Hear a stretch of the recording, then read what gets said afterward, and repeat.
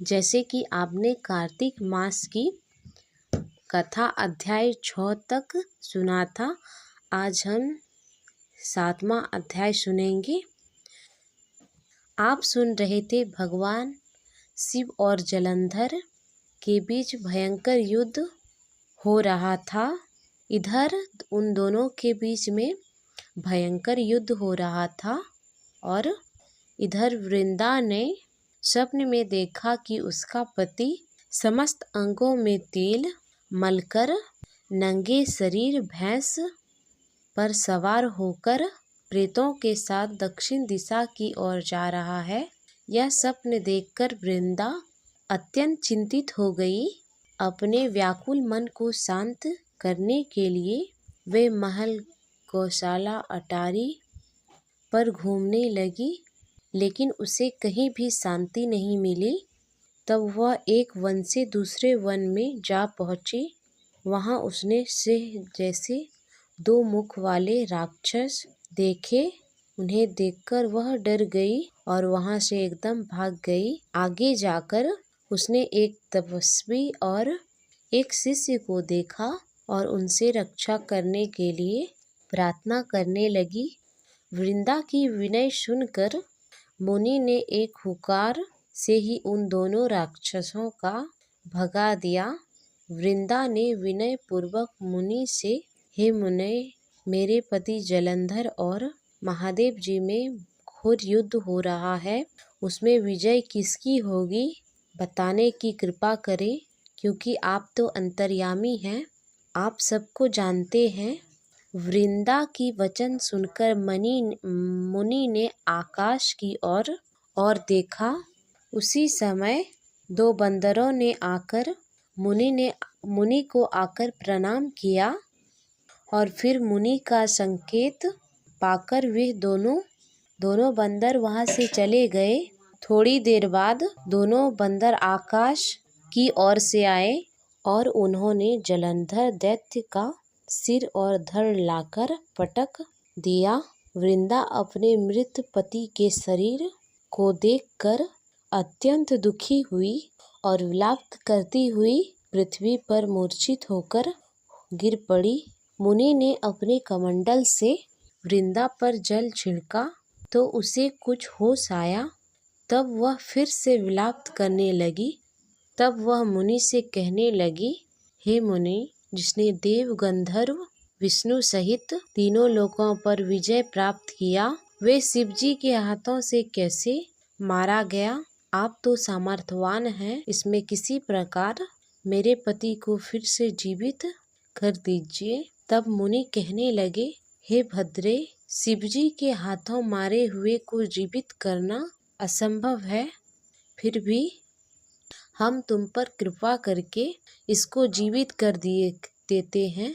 ऐसा कहकर मुनि अंतर्ध्यान हो गए और जलंधर जीवित होकर वृंदा के साथ प्रेमालाप करता हुआ आलिंगनबद्ध हो गया। वे शव जलंधर नहीं था, वे जलंधर के रूप में स्वयं भगवान विष्णु थे। वृंदा जलंधर वेशधारी विष्णु के साथ उस वन में रमन करती हुई फिर एक दिन अपने पति वेश में विष्णु को पहचान कर वृंदा अत्यंत क्रोधित हुई और बोली, तूने मेरा पतिव्रता धर्म नष्ट किया है, इसीलिए मैं तुम्हें श्राप देती हूँ। निश्चय ही कपट मुनि तुम ही थे और तुमने ही माया द्वारा 2 मुख वाले राक्षस बनाए थे। कालांतर में वे दोनों राक्षस तुम्हारे स्त्री का अपहरण करेंगे और जो तुम्हारा शिष्य था और वे ही बंदर का रूप धारण करके तुम्हारी सहायता करेगा, और क्योंकि तुमने मेरे साथ छल किया है इसीलिए तुम इस समय शिला और पत्थर हो जाओ।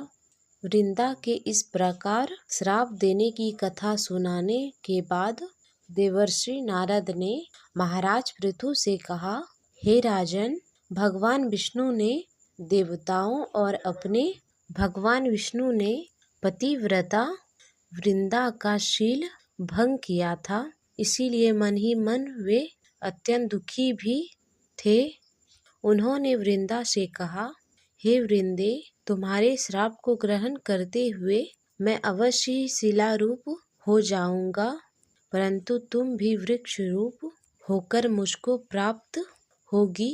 उसी समय वृंदा अपने पति के चरणों का ध्यान करते हुए विष्णु के जी के मना करने के बाद भी अग्नि में प्रवेश कर गई और शिला रूप में और भगवान विष्णु शिला के रूप में भगवान विष्णु वृंदा का स्मरण करते हुए चिता भस्म में लौटने लगे। उधर युद्ध क्षेत्र में जलंधर दैत्य राक्षस माया द्वारा पार्वती का रूप धरकर शिवजी को मारने लगा।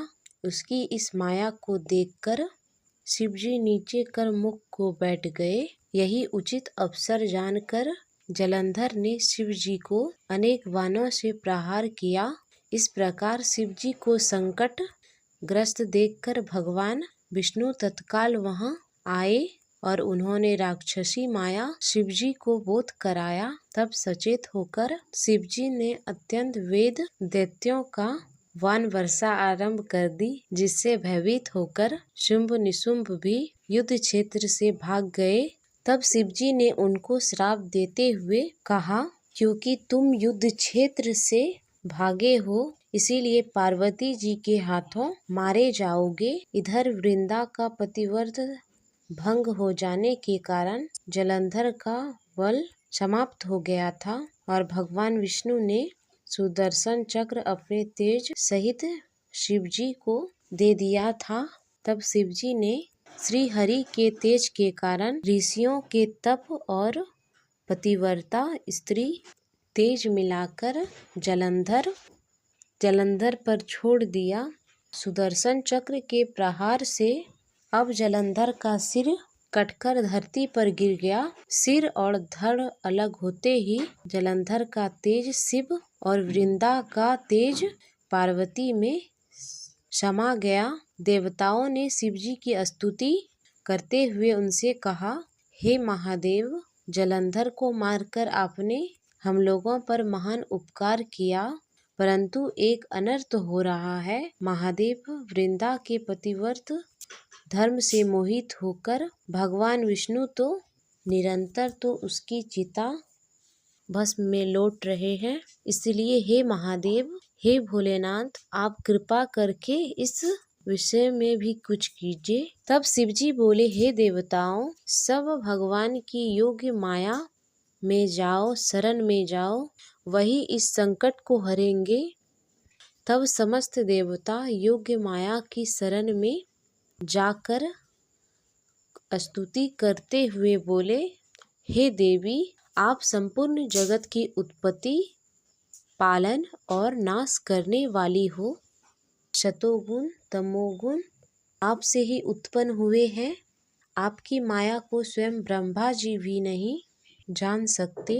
ऐसी देवी को हमारा नमस्कार है। जिसके भक्त कभी अनादर मोह को प्राप्त नहीं होते, ऐसे मूल प्रकृति को हमारा नमस्कार है। उस समय देवताओं ने आकाश में एक तेज पुण्य देखा और आकाशवाणी भी सुनी। रजोगुण, सतोगुण और तमोगुण रूप गौरी, लक्ष्मी और सरस्वती मैं ही हूँ। इन्हीं तीनों रूपों से तुम्हारी सिद्धि होगी, इसीलिए तुम उन्हीं की आराधना करो। फिर उन तीनों देवियों ने प्रकट होकर 3 बीज देते हुए कहा, इन तीनों बीजों का जहाँ पर इस समय भगवान विष्णु हैं, बो कर अपना कार्य सिद्ध करो। देवताओं ने तीनों बीज ले जाकर जहाँ पर वृंदा की चिता श्री विष्णु लौट रहे थे, वहाँ पर बो दिए। उन तीनों बीजों से 3 वृक्ष उत्पन्न हुए। रजोगुण सरस्वती से आंवला, तमोगुण गौरी से तुलसी और सतोगुण लक्ष्मी से मालती की उत्पत्ति हुई। श्री लक्ष्मी जी ने अपना बीज ईर्ष्या युक्त होकर दिया था, इसलिए मालती भगवान की पूजा निंदित और आंवला और तुलसी भगवान को अति प्रिय है। इसी प्रकार वृंदा ने वृक्ष रूप होकर भगवान शालिग्राम से संयोग किया। इसी कारण कार्तिक मास उद्यापन में भगवान की पूजा तुलसी मूल भाग में की जाती है। जिस घर में तुलसी जी का पौधा होता है उसमें उसे यमदूत कभी नहीं आते।